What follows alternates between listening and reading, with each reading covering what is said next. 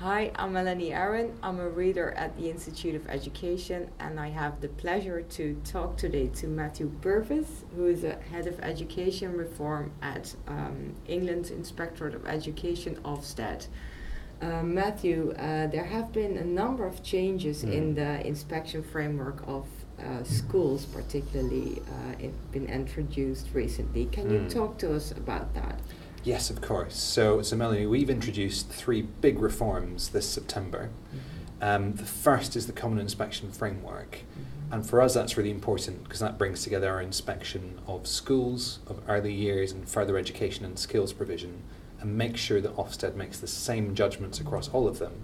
And that's really working from the point of view of parents and learners, so that if they pick up reports in any of those areas, they can read the same judgments and make choices really easily. The second big change we've introduced is short inspections for good schools and good further education and skills providers.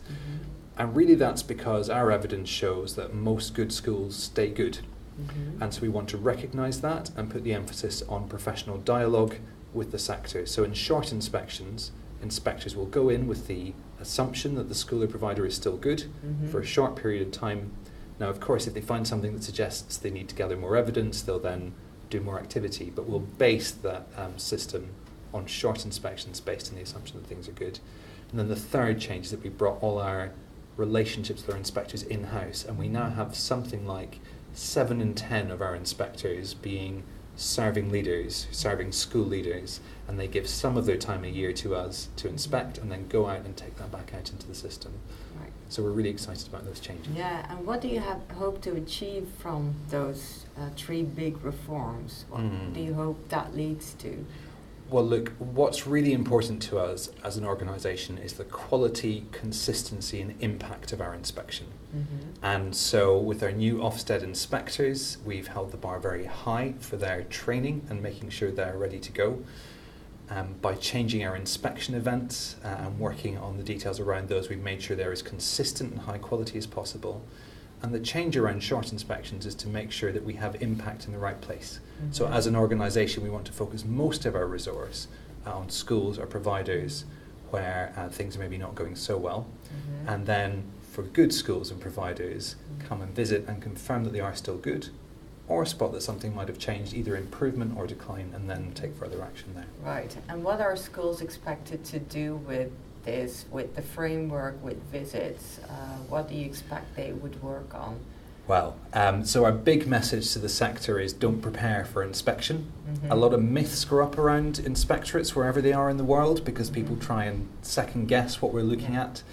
And really we're saying don't prepare, we want to come and see what you do and understand how you manage your school and provision.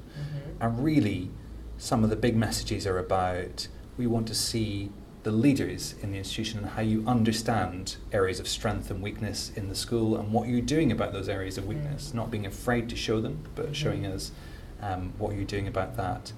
And also looking at how the pupils in the school are progressing and not just thinking about historical data, because anybody can look at historical data.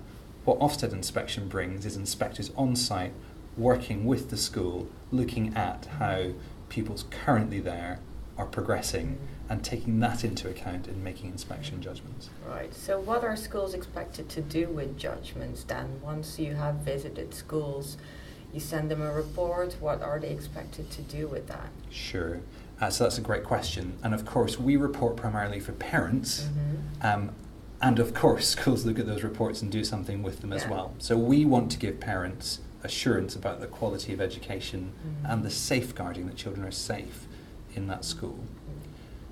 What schools will tend to do is there'll be areas for further action or areas for improvement in the report, and usually schools take action on the basis of those.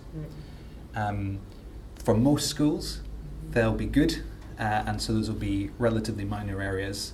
For some schools, there'll be requires improvement, and in others, they'll be in a category of concern, they'll be inadequate, and then more action will be needed. Yeah, so does Ofsted follow up on those actions as well? If schools are in a category, what happens to them? Yeah, so if a school requires improvement or inadequate, then there'll be a time set until the next Ofsted inspection, and in the interim they'll also receive some monitoring from one of Her Majesty's inspectors, so one of our permanent inspectors in Ofsted, and that will be inspection. The monitoring visit will be inspection to see whether they're on course to come out of that category of concern or to improve beyond requires improvement, because we think that parents and pupils deserve to have a good school or better available to them. Right. Thank you for explaining the inspection framework of individual schools to me.